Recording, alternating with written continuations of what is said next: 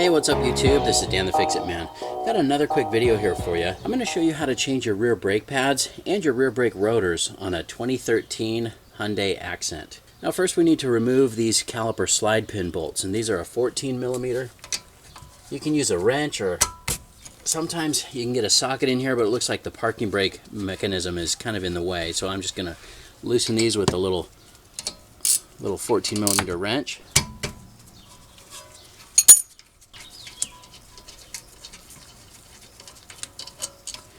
That's what those look like. We can set those aside. And make sure your parking brake is released, and you should be able to just pry the caliper off. So you can kind of just let it sit right down there off to the side for right now. Then we can pull out the old brake pads. If you were just changing pads, this is all you really need to do, is pull out the old ones and go back to putting those in. And you can see that we're completely worn down here. The other side of this vehicle went metal to metal, meaning that the brake pad material was completely gone. This little wear indicator, squealer sometimes we call it because they'll make noise when they scratch the rotor, it had completely broken off on the other side. The new kit does not come with these new retainer clips, but I'm still going to take them off. We'll get them all clean up this bracket before we put this back together. But we're going to have to reuse these. Now we can loosen and remove the caliper bracket bolts here. Those are a 14mm as well.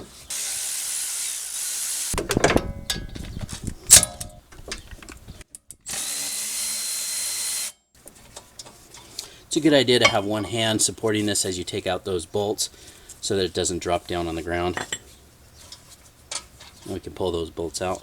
Now before we can take off this rotor, you see right here we've got this Phillips bolt that's holding the rotor onto the hub. That's a number 3 Phillips, and I suggest an impact screwdriver, or in this case this is the shaft of the screwdriver goes all the way through. We can just hit the back of that with a hammer a few times. These are notorious for stripping out, but if you make sure you've got the right size screwdriver, and if you pound on that a few times, not only does that break it loose, but it also seats the Phillips bit into there. And then because this is a hex shaft, I'm able to grab onto that with a little adjustable wrench here, and then just give that a little tap to break it loose, and that'll come right out. Sometimes these will pop right off like this one. Other times you need to smack the face of this or tap the hub a few times with a hammer to break this loose. Before I put the new rotor on, I'm just going to take a little wire brush and brush this hub, or the face of this hub, the little shoulder where the rotor sits. Really this one isn't too bad, but if you have a lot of rust buildup there, you'll want to spend some time and clean that off to make sure that the new rotor will seat flush up against the face of that hub. Now if your rotor in the packaging, if it's got any oil or grease on it, it's a good idea to clean that off with brake clean, which I've already done. I've already sprayed this and wiped it down. And we can put that screw back in.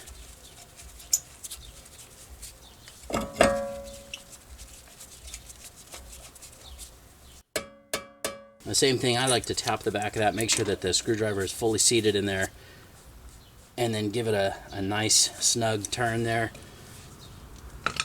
Again, not stripping that, but making sure that that's nice and flush, seated up against the hub. Now before we can put this caliper bracket back on, I'm going to pull out these slide pins. Just kind of hold the boot with one hand and twist and pull these out. And I'm going to clean off this old grease. Just wipe it off, or you can also use some brake cleaner and wipe those down and get them really clean. And then I'm going to just put a little bit of this sil-glyde. It's a silicone-based grease. It doesn't take much, just a little thin coat on the slide pin here, and then just pop it right back in. We'll do the same thing with the other one. If these are really dirty or really caked up, I'll spend some time and try to clean out the little openings in here too, or sometimes I'll kind of do like that and pull out some old grease. I've even had a few where they were seized or stuck, and I had to really get in there and clean those. But if the grease that comes out isn't too bad, I'm just going to use a clean part of my glove to kind of smear that grease around. Could have just changed the gloves, but it's hard to get gloves right now during coronavirus. And just kind of make sure that those are spinning freely and stuck. If you get too much air in there, you may have to pull back on this little boot, and that will almost burp a little bit of that air out. But these look just fine. Make sure that those slide pins are just spinning freely in there. And then what we'll do is just take a little wire brush and clean up these little channels in this area in the brake caliper bracket. We just want to make sure that these little pad retainer clips will fit snugly and securely inside there. And these are usually, brake pad kits a lot of times will come with new clips, but since these ones did not, we'll just do our best to get some of the debris off of here.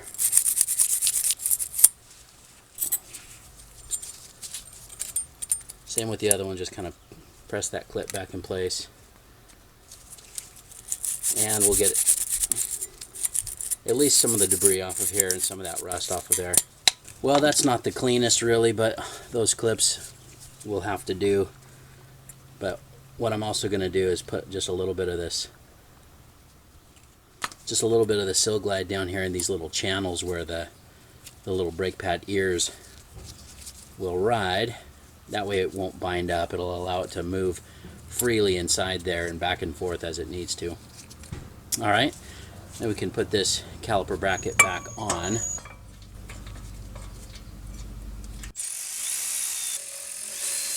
Now, I was looking up the torque specs online for this, for the rear, and found a few different answers, or kind of a range of torque specs. So what I'm going to do is 53 foot-pounds for these caliper bracket bolts.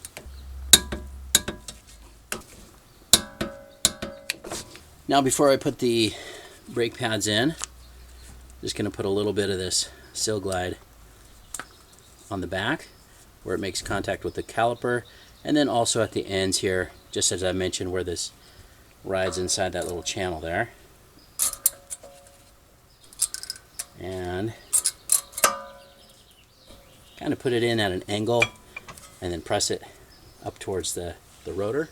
So same thing with the inside pad, just a little thin layer of this grease at each end, and make sure you don't get any grease on the surface of the pad or on the rotor, but if you do, just wipe that off. We need to push this caliper piston back inside so that we can fit this back over the new pads. Now this is a threaded caliper piston, so we need a special tool to push that back in. So this is the special tool I'm going to use to push that back in. It's a caliper piston compression tool, and it's threaded. It's got all these little fittings and different plates for different faces of calipers. You see that the caliper here, it's got these little grooves on either side, or these 4 little channels or grooves, and so those little embossed dots, they'll actually lock into those channels. The fitting I'm using on this car is F in the kit that I have, and what you need to do, this is also just a standard thread. Some vehicles use different threads for either side. Both sides of this vehicle are just your standard thread. You're just going to screw this in. It's not it's a right-hand thread, not a left-hand thread. So we just need to put this little plate all the way up against here and fit this in just like that. Okay, so I've got it lined up in here in the face of that caliper. Now all we need to do is turn this, and what it does, it's as it turns, it's screwing that caliper piston back in. But while you do that, you need to also back off this part right here, this little sleeve or collar. You need to turn it backwards so that it will maintain pressure and keep this plate up against the caliper face.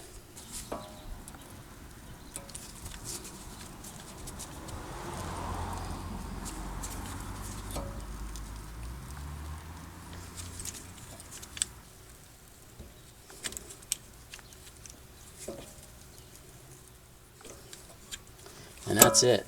Once that's pressed all the way back in, then you can turn this collar all the way back the other direction and take out the tool. And just like that, you're done. This is ready to go back on. But I want to tell you guys something. I've tried for years to just kind of fake it and use a little needle nose on there and turn it while pushing it, or use the old caliper compression tool. I used to try this to press it in, and then I would, alternate and then turn that. The tool here is very inexpensive. I got it on Amazon. It's so handy to have anytime you do a rear brake job like this where the calipers need to turn in. So I'll make sure to put a link in the description so you can pick that tool up as well. Now before you push this caliper piston back in with that specialty tool, it's a good idea to pop the hood and take a look at the brake fluid level in your master cylinder reservoir to make sure that you're not going to overflow the brake fluid when you push this back in. Now I've already done this because I did the other side already, but let's go ahead and take a look under the hood and I'll show you what that fluid level looks like. So here's your brake master cylinder reservoir here, and if you need to take off the lid, you can to verify the level. I can see though here on the side that we're well below the max, and so there's no need to take this lid off. Even when pressing this back in, the compressed air that comes back up in through the cylinder is still able to escape through the lid. It's somewhat vented. That's why pressure doesn't build inside here after you do that. Also, because brake fluid absorbs water, even the water in the air, I try not to take that lid off unless it's absolutely necessary or if I'm adding fluid to the system. So then we can put the caliper back on, and here you may need to pull on those slide pins a little bit to get it to line up. And then we can grab those slide pin bolts, and you kind of just have to lift the caliper up and kind of line those up with the slide pins. Now the torque spec I found on these looks like 23 foot-pounds. Again, I found some discrepancies online and some people just giving like a range of torque, but 23 sounds about right, so that's what I'm going to use. Now I've grabbed a 17 millimeter open-end wrench. A lot of times these slide pins will spin when you're trying to tighten them. If they do, you can grab a wrench like this and hold it in place. On this upper slide pin bolt, because I can't really get a socket or a torque wrench in there, I'm just going to go by feel, but I'm going to still use the 17 millimeter to hold the slide pin from spinning. That feels about right. And you're done. Just remember to step on the brake pedal a few times, which will push the caliper piston back out, pressing those pads up against the rotor where they need to be. Now you don't need to press the brake pedal all the way to the floor when doing so. If you do push it all the way to the floor, you may risk damaging the seals in the master cylinder. Just press the brake pedal maybe halfway down a few times until it feels firm. That's how you'll know that the caliper pistons are pushed back out. Also, double check the fluid level in your master cylinder before you head on down the road. Hope you liked the video. Please give it a thumbs up and subscribe if you don't mind. That does help me out. I'll put a link in the description to some of the parts and tools used in the video as well. Thanks so much for watching, and good luck.